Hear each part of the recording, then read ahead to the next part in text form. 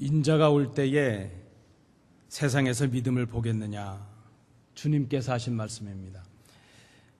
당시에 주님의 부활과 승천하심을 경험했던 사람들은 자신들의 당대에 이렇게 부활하시고 승천하신 것처럼 곧 주님께서 오실 것이라는 그런 기대를 가지고 있었습니다. 그런데 시간이 지나가면서 견디기 힘든 박해가 다가왔습니다. 곧 오실 것 같았던 주님은 오시지 않습니다. 그때 그렇게 자신들의 기대가 무너질 그때도 항상 기도하고 낙심하지 않는 믿음을 가질 수 있을 것인가?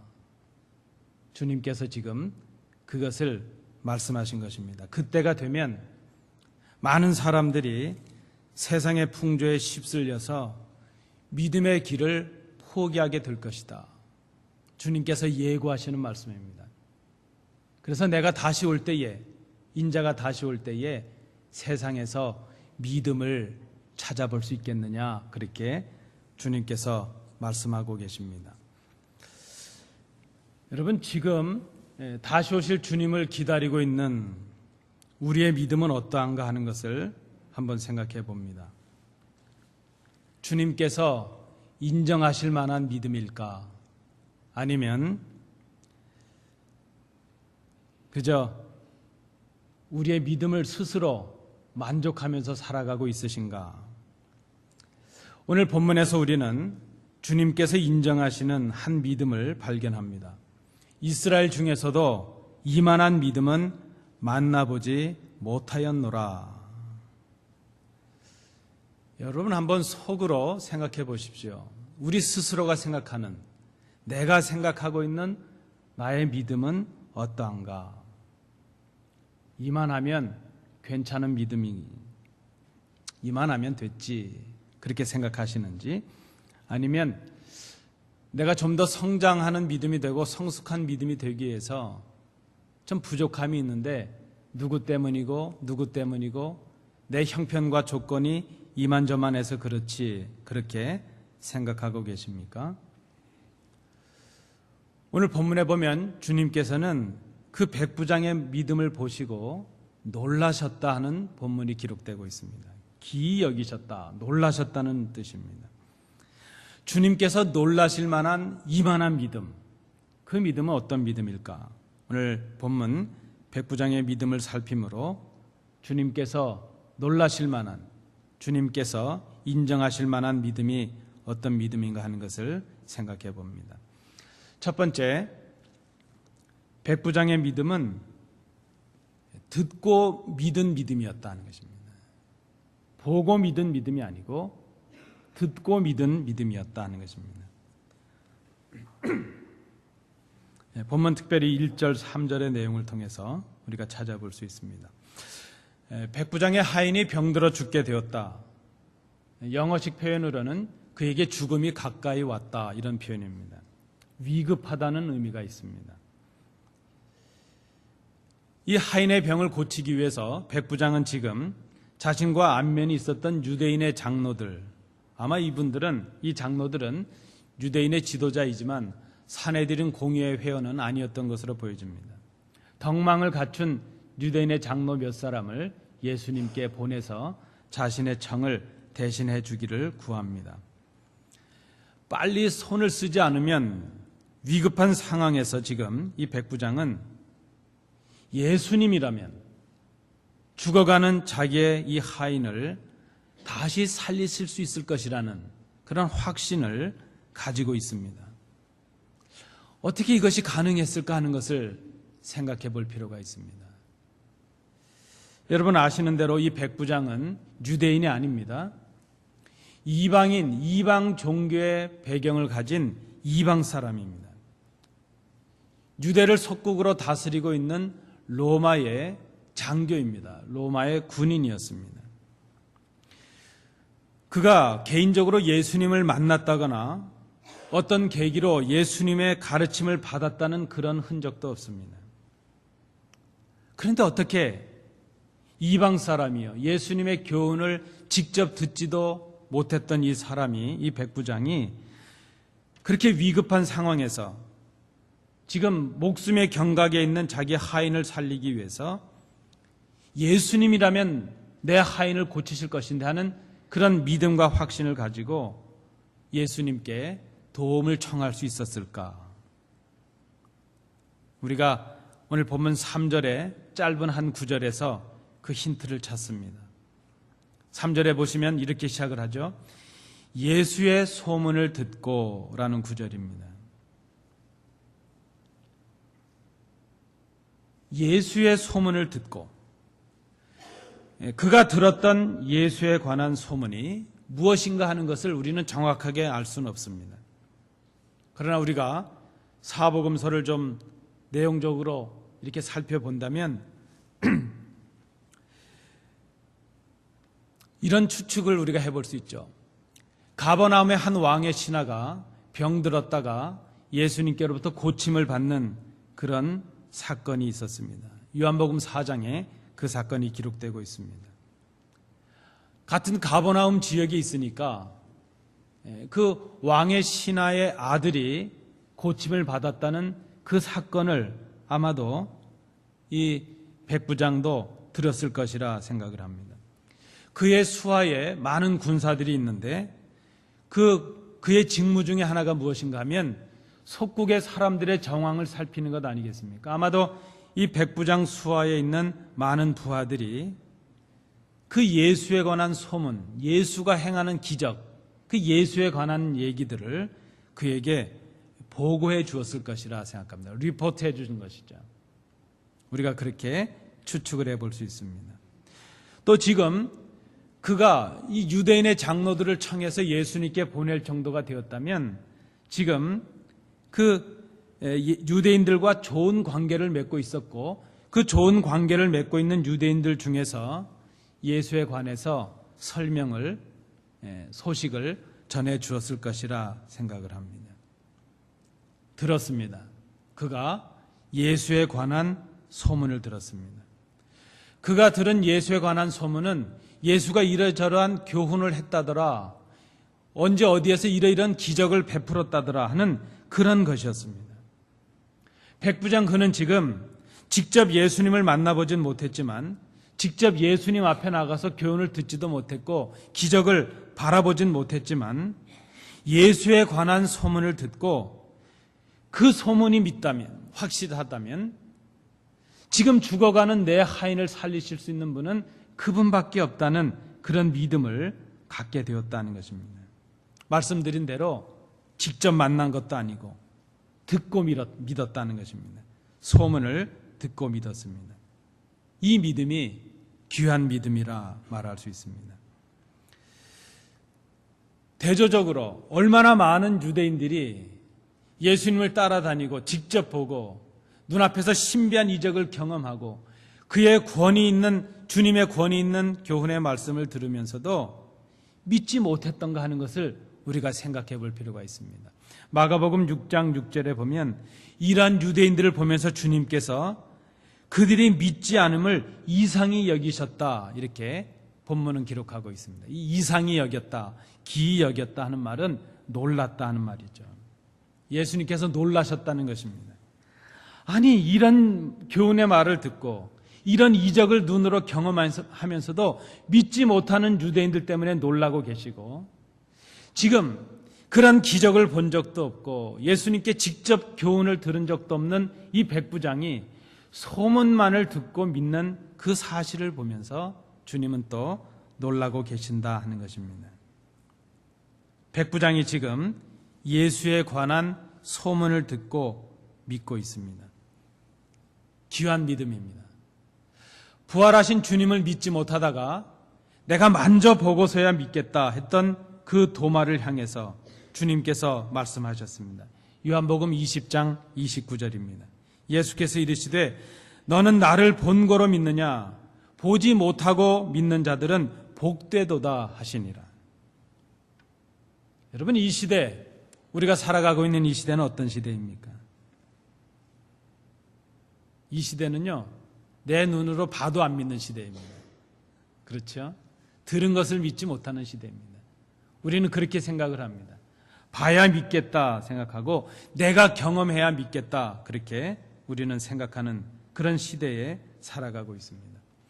그래서 우리의 신앙의 형태도 눈에 보여지는 기적을 구하고 신비한 현상을 따라가려는 그런 믿음이 우리를 미혹하는 이런 세상이 되었습니다.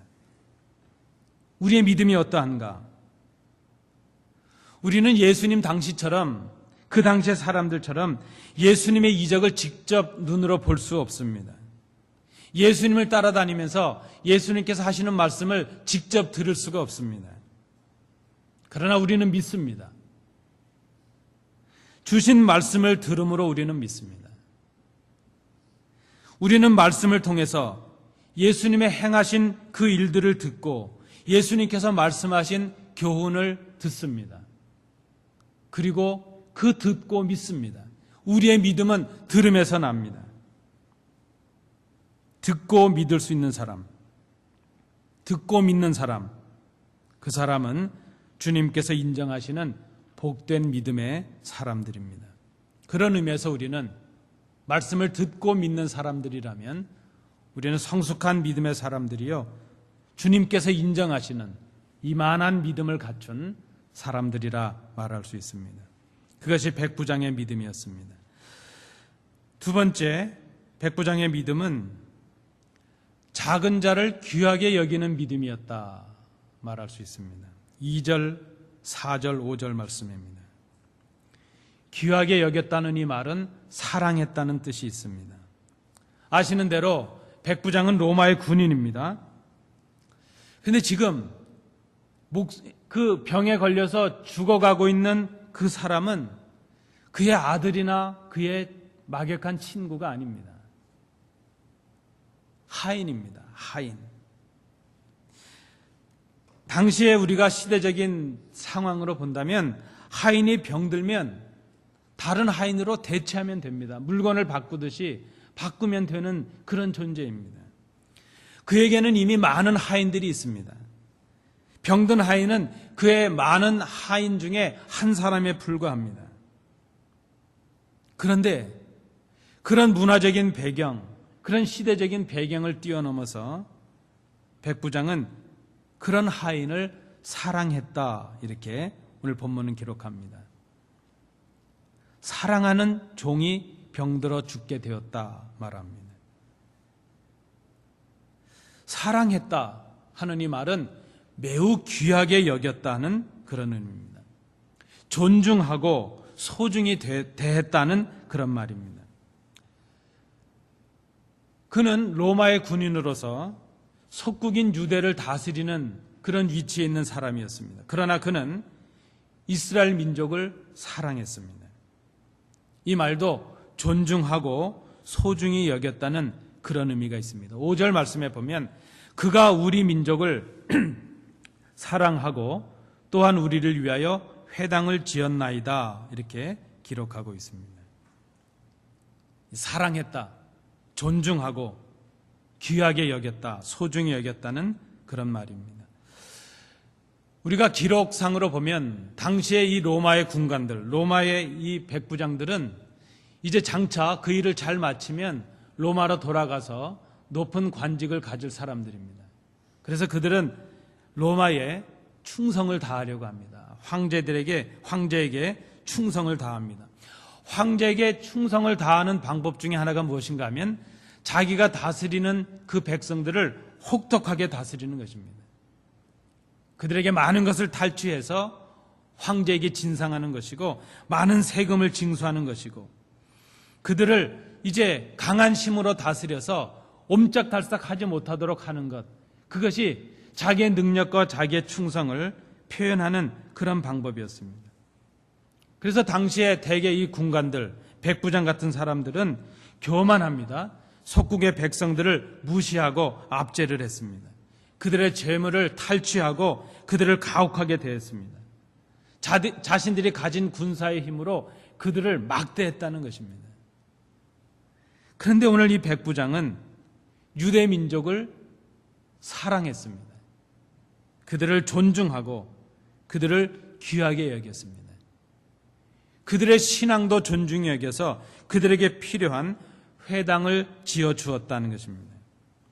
오늘 본문에 보면 그 유대의 장로들이 예수님께 나와서 백부장이 청하는 대로 백부장의 집에 가셔서 그의 하인을 고쳐주시기를 이제 그렇게 청할 때에 그의 그렇게 청을 들어주는 것이 합당하다 하는 그런 말을 합니다. 그런 말을 할 정도로 백부장은 유대 사람들에게, 장로들에게 그의 선행에 대해서 인정을 받고 있었던 그런 사람으로 보여집니다. 그는 주인이라는 권위로 그의 하인을 멸시하지 않았습니다. 그는 백부장이라는 그 권세로 유다의 백성들을 멸시하고 착취하지 않았다는 것입니다. 그는 겸손했고 자기보다 작은 자들, 연약한 자들을 소중히 여기고 사랑했습니다. 그가 자신의 종을 위해서 백부장이라는 지위를 뒤로하고 예수님께 겸손히 청했다는 것, 그 자체도 그의 겸손과 하인을 향한 사랑을 그대로 드러내는 것이라 볼 수 있습니다. 여러분, 이것은 쉬운 일이 아닙니다. 우리가 뭔가 지위를 받게 되거나 직책을 갖게 되면 그 지위와 직책에 따르는 힘이 따라오게 되죠. 권세가 오게 될 때에 그것을 다른 사람들 위해 군림하고 다른 사람들을 함부로 대하는 그런 도구로 쓸 가능성이 많이 있습니다. 근데 이 백부장은 그렇지 않았다는 것입니다. 단지 그가 종을 살리기 위해서 급하게, 평상시는 그렇지 않았다가 급하게 그저 그런 모습을 보였다, 그것은 아닌 것입니다. 평소에 그의 모습이 그랬다는 것입니다. 평소에 그가 그렇게 겸손과 섬김의 모습으로 다른 사람들에게 감동을 주고 인정과 칭찬을 받게 된 것이라는 것입니다. 여러분, 갑자기 된다고 이런 일이 되겠습니까? 여러분 피곤하실까봐 그저 좀 우스개 말씀 하나 드리죠. 한국에서 이 대신방을 하다 보면 이제 하루에 뭐 한 많을 때는 10가정 이상 신방하지 않습니까? 이 아파트 같은 데 신방을 가면 그 반려견을 키우시는 분들이 강아지들을 베란다에 이렇게 내놓는 경우가 있습니다. 예배 때 이렇게 방해가 되니까 방에 가두거나 혹은 베란다에 내놓죠. 그러면 그 강아지는 그 낯선 사람이 와서 주인을 해코지 할까봐 그 충성심에서 얼마나 지저대는지 모릅니다. 이상하잖아요. 평상시 안 하던 일을 하니까 모여서 뭐 노래를 부르지 찬송을 부르지 이러니까 이 강아지가 놀래서 우리 주인이 왜 평상시 안 하던 일을 하지 해서 막 지저대는 겁니다. 그러면 그때 주인분들이 이렇게 얘기하죠. 제가 오늘 왜 저러지? 그러는 겁니다. 뭘 왜 그래요? 안 하던 짓 하니까 그러지. 평생 예배를 드려봤어야지. 아니 예배 드릴 때 제가 조용한데 왜 그러지? 여러분 그런 기억하시죠? 예배 익숙한 강아지는요, 예배 드릴 때 어떤 강아지는 그러잖아요. 예배 드리면 옆에 와서 목을 빼고 같이 찬송하는 강아지들도 있죠. 저희 어릴 때 강아지도 그러더라고요. 가정 예배 드리면 옆에 와서 그 강아지 이름이 바둑이었는데 이렇게 앉아가지고 우 이렇게 하더라고요. 찬송 부를 때. 안 하던 일을 하니까 그렇죠. 이 백부장이 단순히 자기 하인을 고치기 위해서 안 하던 일을 한 것인가? 그게 아니었다는 것입니다. 여러분, 우리는 우리의 신앙과 삶의 모습은 별개라 이렇게 생각하는 이상한 생각을 할 때가 있습니다. 예수 믿는 것과 우리의 삶은 별개의 것이다. 우리가 기도하는 것과 이웃과 나누는 대화는 별개다. 하나님 앞에서 우리가 고백하는 그 생각과 그 결단과 이웃과의 삶 속에서 우리가 살아가고 있는 생각하는 그 생각은 별개의 것이다. 그렇게 생각하는 이상한 생각을 할 때가 있습니다. 근데 여러분 기억하십시오. 신앙은 우리의 평상시의 삶과 밀접한 관계를 맺고 있습니다. 아니, 우리의 신앙은 우리의 가정과 일터와 이웃과의 삶 속에서 발견되고 완성이 될 수가 있어야 됩니다. 우리의 신앙은 교회에서 완성되는 것이 아니라 우리의 이웃과의 삶 속에서, 이웃과의 대화 속에서, 치열한 이 땅의 삶 속에서 신앙이 구현되고 완성이 될 수 있어야 된다는 것입니다. 야고보 사도는 진정한 신앙의 모습을 이렇게 기록을 합니다. 야고보서 1장 27절 말씀입니다. 하나님 아버지 앞에서 정결하고 더러움이 없는 경건은 곧 고아와 과부를 그 환난 중에 돌보고 또 자기를 지켜 새 속에 물들지 아니하는 그것이니라. 여러분, 교회에서 거룩하지 않은 신자가 어디 있습니까? 교회에서 예수 믿지 않는 신자가 어디 있습니까? 그러나 우리의 문제는 우리의 삶 속에서, 우리의 일터에서, 이웃과의 삶 속에서 우리가 예수 믿는 사람다운 삶을 살아가고 있느냐, 거기에서 나타나야 된다는 것입니다. 주님께서도 제자들에게 새 계명을 주시면서 말씀하셨습니다. 요한복음 13장 34절 말씀에 새 계명을 너희에게 주노니 서로 사랑하라. 내가 너희를 사랑한 것 같이 너희도 서로 사랑하라. 우리의 삶에서 행해지지 않는 신앙, 삶으로 실천되지 않는 신앙, 그것은 죽은 믿음이라 말할 수밖에 없습니다. 사랑하지 않는 신앙은 신앙이 아닙니다. 특별히 작은 자들, 연약한 자들을 돌보지 않는 신앙은 가짜입니다. 작은 자를 사랑하는 신앙, 자기보다 연약한 자들을 소중히 여기고 그들을 귀하게 여겼던 이 백부장의 믿음, 성숙한 믿음이었습니다. 주님께서 이만한 믿음을 본 적이 없다 하실 만한 귀한 믿음이었습니다.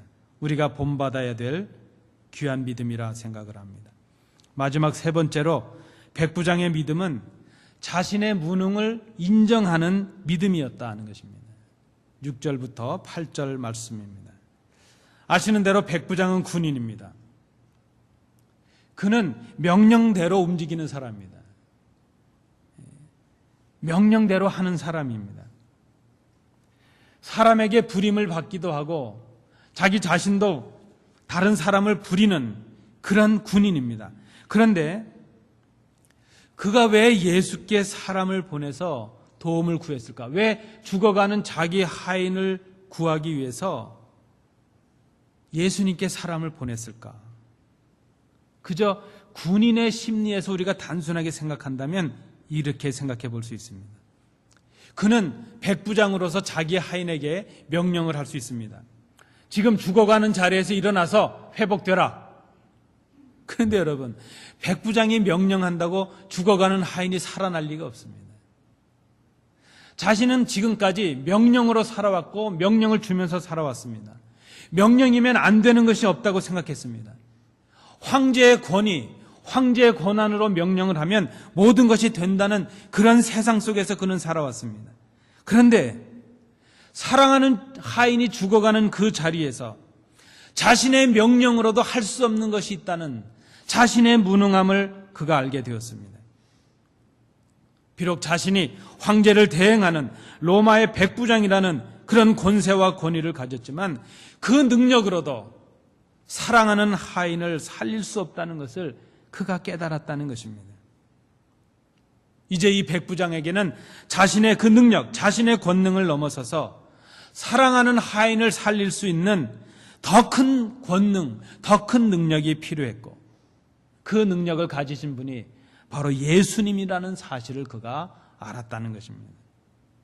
그래서 그는 그 권능을 가지신 예수님께 사람을 보내서 오셔서 자기 하인을 고쳐주시기를 청하고 있습니다. 오늘 본문에 보시면 백부장의 청을 들으신 주님께서 그 장로들과 함께 백부장의 집으로 가고 계십니다. 거반 집에 다 도착을 했는데 그때 백부장이 다시 자신의 친구들을 주님께 보냅니다. 집에 오실 수고하지 말라 하는 것이죠. 자기의 집에 들어오시는 것을 자신이 감당할 수 없다 그렇게 말을 합니다. 어떻게 보면 자신이 장로들을 청해서 장로들에게 부탁해서 예수님을 오시게 그렇게 청했던 그 자체가 경솔했고 잘못된 것이라는 것을 인정하고 있다는 것입니다. 자신이 그렇게 예수님을 청해서 만날 만한 그런 자격을 갖춘 사람이 아니라는 것을 스스로 고백하고 있는 것입니다. 근데 여러분, 겉으로 보여지는 것은 그렇지 않습니다. 그는 로마의 백부장입니다. 예수님은 유대 시골 출신의 젊은 청년에 불과합니다. 백부장은 더 큰 권세와 재력과 사람들과 능력을 갖춘 사람입니다. 그러나 백부장은 자신의 하인이 죽어가는 그 상황 속에서 자신이 가진 세상의 지위나 권세가 아닌 참 생명을 살리시는 진정한 권세와 능력을 바라보았습니다. 자신의 능력을 넘어서는 주님의 능력을 보고 있습니다. 그래서 그런 능력의 주님을 자신의 집으로 청했다는 것, 그것이 오히려 부끄럽고 죄스러운 것이 되었다는 그런 생각을 하고 있습니다. 그는 다시 자신이 보낸 친구들을 통해서 이렇게 청합니다. 오실 것 없습니다. 그저 명령만 해 주십시오. 그 명령에 순종을 다짐하고 있습니다. 8절 말씀을 보시기 바랍니다. 이 8절에서 주목할 단어가 있는데 그 단어는 처음 시작되는 나도라는 말입니다. 나도 남의 수하에 있는 사람이요, 내 아래도 많은 병사들이 있습니다. 나보다 높은 사람이 가라 그러면 나는 갔고 오라 그러면 왔습니다. 내 아래에 있는 병사들도 내가 가라 그러면 가고 오라 그러면 오는 그런 사람들입니다. 명령에 순종하는 사람들입니다. 나보다 능력 많으신, 나보다 높으신 주님이시니까 내가 지금 주님을 오라 가라 말한 것 그 자체가 잘못되었다는 것입니다. 그냥 오실 필요 없습니다. 나보다 높으신 분이시니까 나에게 그저 명령만 하시면 내가 그대로 하겠습니다.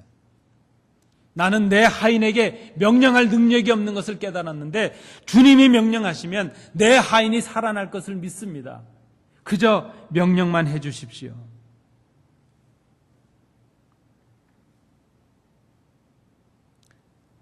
하나님께서 사무엘에게 나타나셨습니다. 사무엘을 부르십니다. 사무엘아, 사무엘아. 하나님이 부르실 때에 사무엘이 일어나서 대답합니다. 말씀하옵소서, 주의 종이 듣겠나이다. 바로 그 심정 아니겠습니까? 명령만 주십시오. 제가 듣겠습니다. 제가 순종하겠습니다. 그러면 그대로 이루어질 것을 믿습니다. 이 백부장의 고백 속에 자신의 그 백부장이라는 지위를 드러내려고 하는 교만이나 과시, 그런 마음은 전혀 보여지지가 않습니다. 이 고백 속에서 귀신 들린 딸을 고치기 위해서 주님 앞에 나와서 간청하다가 개 취급을 받았던 그 여인이 생각이 납니다. 그때 그 여인의 고백이 무엇입니까? 옳습니다, 주님. 그렇지만 개들도 제 주인의 상에서 떨어지는 부스러기를 먹지는 않습니까?